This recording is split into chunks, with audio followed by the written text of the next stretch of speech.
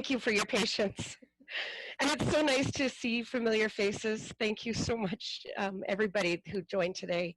I'm really, really honored to be here and to be talking about a topic that is near and dear to my heart, which is Indigeneering. And I'll get a little bit more into my own definition of that as we move forward. I'd like to begin by acknowledging the traditional territories of which I am presenting from, the traditional territories of the people of Treaty 7 region in southern Alberta, which includes the Blackfoot Confederacy, which is the Siksika, the Piikani, and the Kainai First Nations, as well as the Tsuut'ina Nation, and the Stoney Nakoda, including the Chiniki, Bearspaw, and Wesley First Nations. And the city of Calgary is also home to the Métis Nation of Alberta, Region 3. And I would like to say, from my own personal perspective, I am from Treaty 8, from Fond du Lac First Nation, Northern Saskatchewan, born in Edmonton, Treaty 6 territory, raised in Calgary and Singapore. So I'm honored. I consider myself a guest to these traditional lands, and I'm honored to be doing this work here. And it really warms my heart to see land acknowledgements occurring more frequently, and not only in Indigenous space topics and presentations. And I'm trying to help folks really get comfortable in looking inward and asking what that means for them. I think one of the most important things about land acknowledgements is the meaning behind it when you do it. The personal meaning, whether you are Indigenous or non-Indigenous, and what our role is in moving forward together in the right way. So, which brings me to the breakout room guidelines I'd like to put forward today. One of the things that is very important to me in this work, particularly in very Western colonial type spaces, is learning a new way to show up and learning a new way to be. We think that the default system is the way to be, until we can see the value and the beauty in learning how to show up a different way. And I have gotten deep learning and meaning out of talking circles in an Indigenous way. And I found that talking circles are practiced, the protocols may differ from region to region or nation to nation, but the intent is the same wherever I go. And the intent is really creating that safe, brave space to show up where everyone's voice is equally valued and everyone's voice is equally heard. And when one person is talking, everyone else's responsibility and accountability is to listen with an open heart and listen with respect. And because sometimes, especially if we're in tough conversations, it can be so easy to spend your time worrying what you're going to say when the circle gets to you. And so reminding yourself that it's not about you, but it's about the collective that's coming together. And so I'd just like to ask that when you get into your breakout sessions, feel like it's a safe space. Feel like it is a space where you can share from the heart, you can show up fully, and then commit to creating that space for other people in the group. And keep what is said and who said it confidentially, unless you have express permission. So if somebody says something in your breakout sessions that really resonates with you and you would love to share it, just ask that person first, even in a private chat, hey, I really love what you said, can I share it?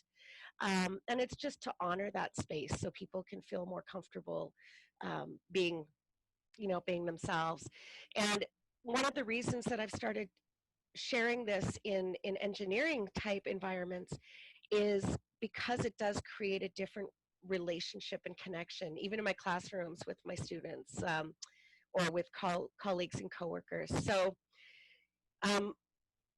going forward with that, I wanted to talk a little bit about territorial acknowledgement, because it's so important as engineers and educators that we understand the traditional territory in which we live and work and those in which our projects take place. So if we are designing anything from a road to a pipeline to a water treatment system, as engineers, understanding the deep connection to the land the Indigenous peoples have and respecting that connection and taking the time to learn what that means. That it's more than just a regulatory stakeholder conversation. It's really truly seeing things through a different lens. So for our first breakout, just to get things started and kind of bring up the energy, and it's really hard.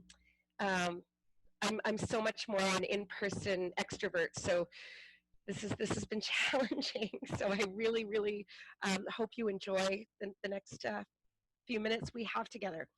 But I'd like you to go into your breakout rooms, and thank you so much, Megan, for helping with the logistics of this and just being such a guide through this new experience.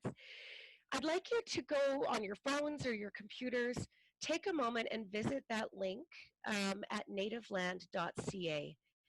Understanding that it's not going to be perfect and it's ever evolving, and so also if you are on your traditional territory, feel free to share that. Locate the traditional territory that you are on. See if you can find guidance on pronunciation, but due to limited time, please, I want you to feel comfortable just to do your best right now.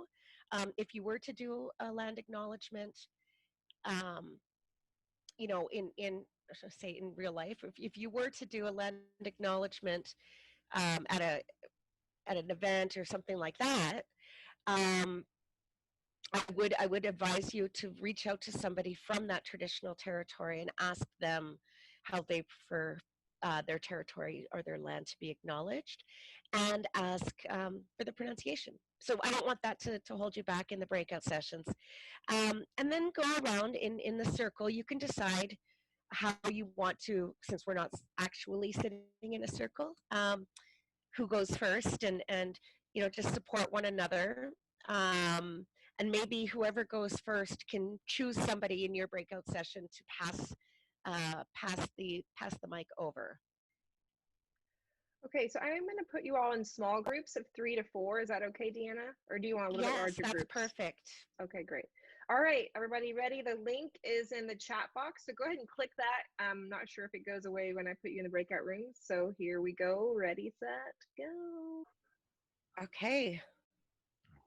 Welcome back, everyone. I hope that that went well. I'm just going to open the chat box if I can figure out how to do that, or not.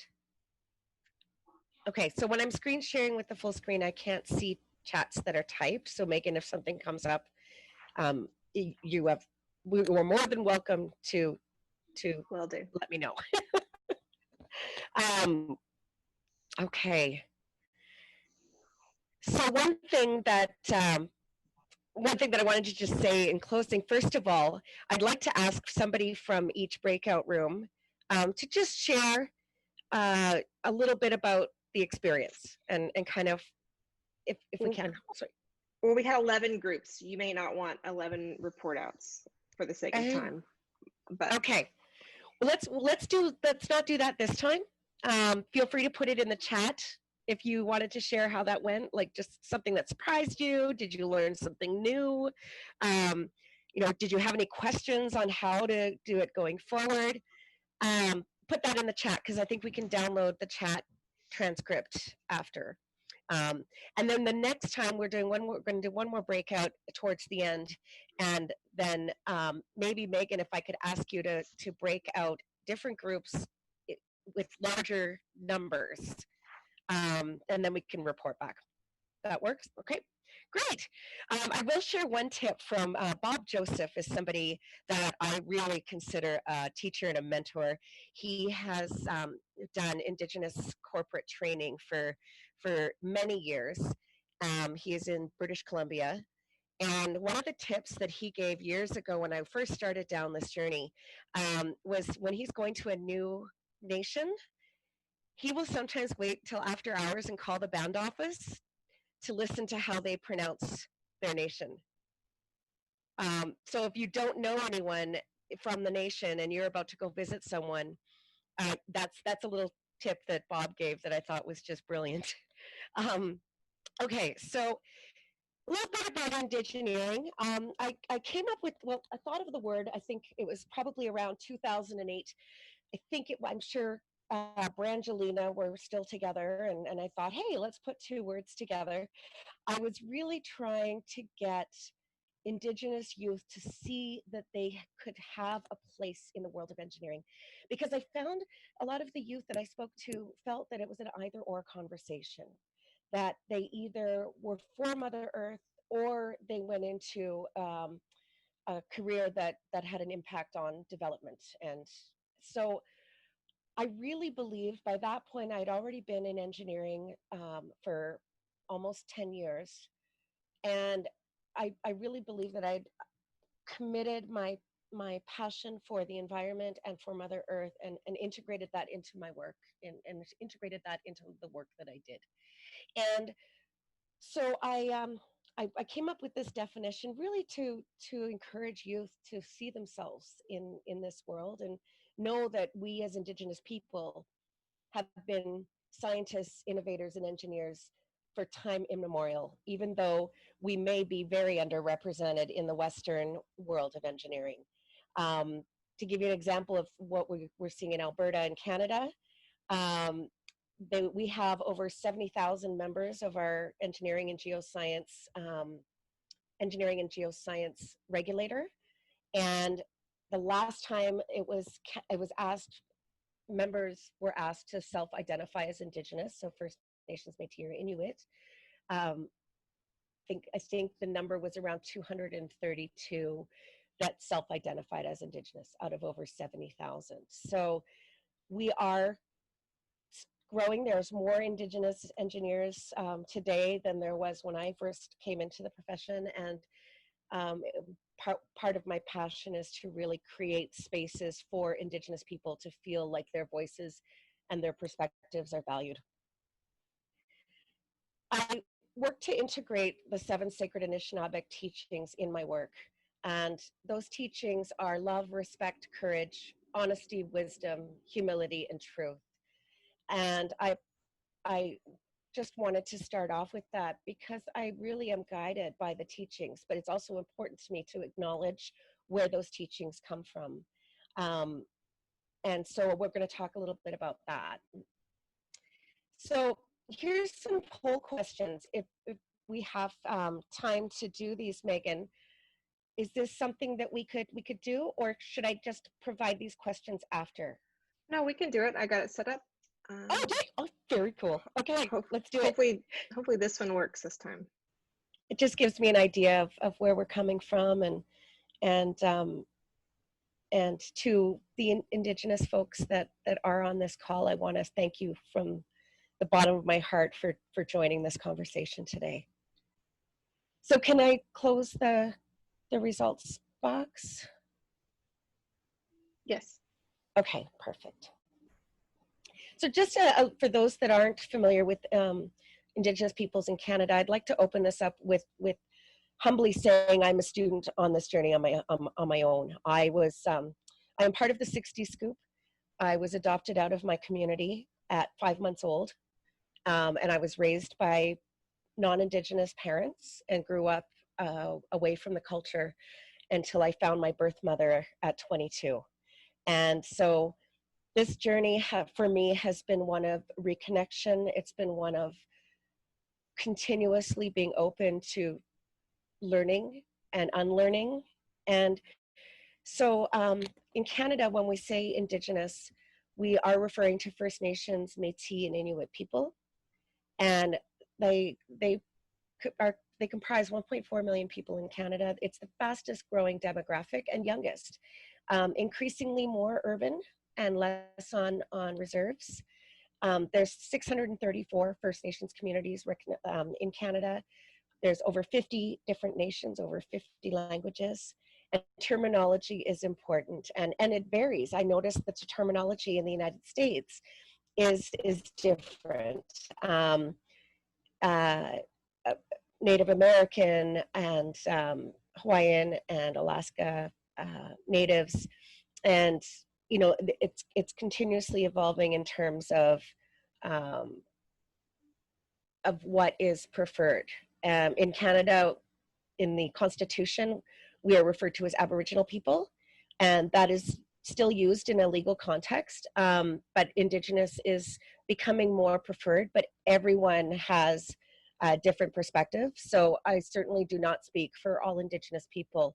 And I would say if you're working directly with a nation, to really allow the self-determination, allow them to self-identify, and both from a nation perspective and from an individual perspective. Métis people in Canada, I am not Métis. Originally, the word Métis means mixed, and they were initially of mixed ancestry between settlers and First Nations, predominantly French. But there's difference there, and I would defer to somebody who is Métis to really broaden that definition for themselves. Again, it's that self-determination and self-identification. So I'm sharing what I've learned, but I don't speak, I'm not Métis. In 2003, the Supreme Court of Canada affirmed that Métis people hold the same Aboriginal right to hunt for food as recognized in Section 35 of the Canadian Constitution. And then who are recognized as Métis by the Canadian government. It's not just genetics, it's not just blood, it's actually, the Canadian government does not recognize blood quantum as much as what I understand the American government too. I noticed that there's some chat things coming up. Megan, is there anything I need to know about? There's a comment on, also known as ask what the preferred terminology is, from Kayla. Susan says recognizing sovereignty and self-determination are critically important. So just comment. Yes, thank you. Yes, and that self-identification piece is so important. And what I've learned, and again, there are different perspectives and opinions on this, but to prove membership with the Canadian government as Métis, it's not just an ancestral connection, but as being part, it's the connection to community. So Inuit people in Canada, people of the North, the Inuit are Indigenous people living primarily in Inuit and Nunangat, and I majority live in 51 communities up north, and approximately 60% of Inuit people can conduct a conversation in their language, which is, I think is just wonderful. A lot of our nations are seeing our languages, because of our history and because of the history with residential schools, or I think in the United States, they're referred to as boarding schools. We were disconnected from our culture and our language. And so, and another thing that in terms of terminology being important, from a respect standpoint, Eskimo is considered a pejorative term. And so it's suggested that it be avoided. A little bit about my background, as I've mentioned, I was born at 0 months old. Sorry, I was adopted at 5 months old. And if you look up on this map, my First Nation is right near the northern border of Saskatchewan. And so I put Washington, D.C. there just to give you an idea of how long of a drive it would be to Fond du Lac First Nation. I also have relatives in Fort Chipewyan, and I have not yet visited Fond du Lac, but I have had the chance to visit my traditional territory in Fort Chipewyan, and it was deeply, deeply meaningful for me to reconnect with the community there, and I do hope to make the trip to Fond du Lac. Can we use the annotation here? If you go up to the top of your bar, annotation, if you wouldn't mind just clicking where you are on the map. I think that that's just an annotation tool for you. The rest of us No, it can't. looks like somebody put a Oh, little we star can? there. Oh, y'all are teaching me stuff. How do you do that? You go up to the top of the bar. Um, so you get the box and it says annotate just to the right of the pause, new share, pause, share, annotate. And then you click that and you can select what little, you can use a heart or a star or, that's really cool. Yeah, and I apologize if my baby picture is covering up where you are. Well, that's great. So I went back to school as a single mom when I was 22, and it was that same year that I found my birth mother. And so I feel like my journey in education has taken place in the same timeline as my journey to reconnect. So my perspective on this topic is not the same today as it was 5 years ago, because I'm continuously learning and growing in this space. And I'm just so grateful to every person, the elders, the other Indigenous engineers, some who are on this call, who have just held my hand and walked with me on this journey and understood that the disconnection was not my choice. As you can see, my adoption papers said birth father Irish, birth mother unknown. My mother was told when I was born not to put my race on my adoption papers. And so I didn't even know I was Cree Dene until I found her. And I share this, it's deeply personal, but I share it because it deeply drives why I do this work and why I want to share the work that I do, because it's not an easy journey, regardless of who you are, to step into this space that has such a hard history. And there's a lot of healing that needs to happen. So, I want to encourage you to create spaces wherever you are that allow for this discomfort. And I love, Megan, that you talked about that at the very beginning of just sort of recognizing when you feel discomfort and then allowing it, because that's where growth comes from. And so just clicking through, sorry. That's the Canadian that just came out, by the way. The Canadian, sorry.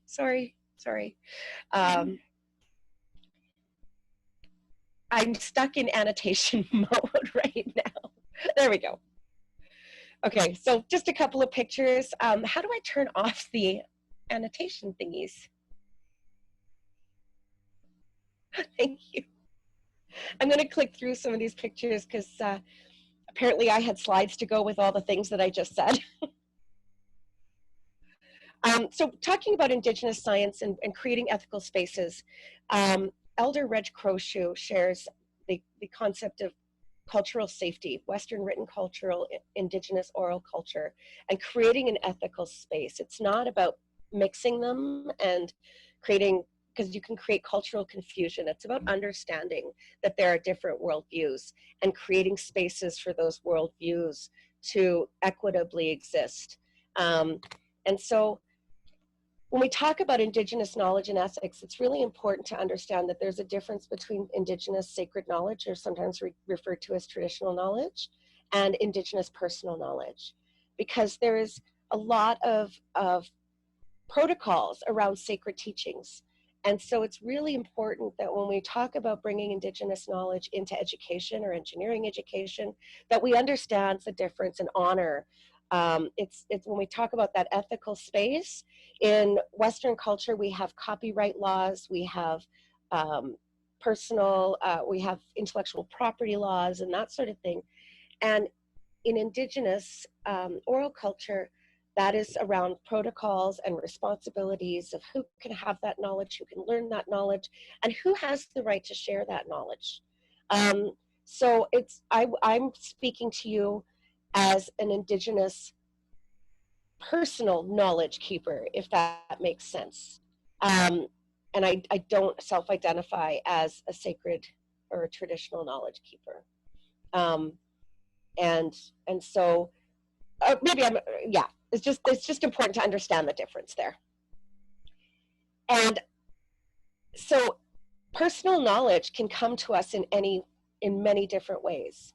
And so it can be gifts you're born with, things you've learned through education, through experience, through dreams, visions, intuitions, not bound by cultural protocols because they were gifted directly to you in one way or another. Um, and it's important not to assume. So if you are in a situation where you're learning traditional knowledge, ask the knowledge keeper, can I share this?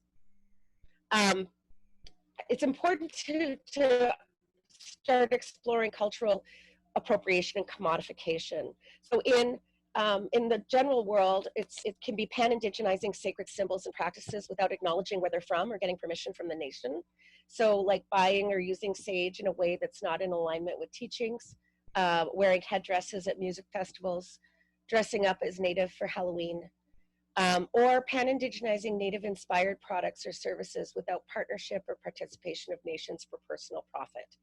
Um, and this is tough stuff to talk about. So it's just important to know that there is harm caused when this happens. Um, Dior came out with a cologne called Sauvage, Savage, and hired Johnny Depp to be the spokesperson and basically promoted Native American culture in a way that was not accurate to promote their cologne. So it's really tough conversations, and it's where we have to sit with that um, those feelings that we have when this sort of thing comes up. So in terms of engineering and Indigenous knowledge, it's understanding that there's a difference between co-creating with Indigenous knowledge keepers and elders and appropriating from Indigenous knowledge keepers and elders. Research on Indigenous people and communities and not with Indigenous people and communities. Appropriation of sacred practices, items, or ceremony without the proper protocols or elder guidance. And taking knowledge, information, or resources from traditional lands without giving back to the communities, that culture of reciprocity.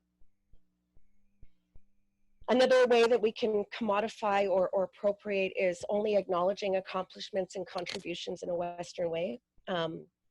Letters behind the name, degrees, number of publications in Western journals, that sort of thing. Implementing indigenous initiatives for profit or funding. It shouldn't be a check the box initiative. Inviting Indigenous peoples to join research at the 11th hour to have that participation. And finally, and this one is so important, expecting Indigenous students and faculty to carry the load in creating more inclusive spaces for Indigenous peoples without adequate compensation or accommodation to do so. We're not going to create more inclusive spaces unless everybody commits to being a part of that, that journey. So I know that time-wise, we're getting down to the last little while, and I really want to allow for that last breakout session. So if you'll forgive me, and I'll make all the slides available, Megan, that I'll go on, because I think it's really more important that we have the conversation. And if you want to hear more of if you want to hear more, like, I'd love to connect and invite anyone to connect with me after. Send me an email, let's have a call, and let's chat more about this. So I'm going to click forward, but actually, if you'll bear with me, what I'll do is I'll click through so you see what you're missing, just in a framework thing, because we're not really, I'm not cutting a lot out. It's just more of what I was talking about in some examples. But this one, to me, is so important. The benefits of really bringing Indigenous perspectives into engineering. I think it'll change the world. We have the United Nations Sustainable Development Goals globally. we are, as a planet, learning how to transition to a more sustainable energy system, and really working with Indigenous peoples and that deep connection and respect for the land, I think would be just such, there's so much value in that. I was going to talk about the Indigenous STEAM retreat that we have for Indigenous and non-Indigenous people in STEM. If you want to know more about that, please let me know.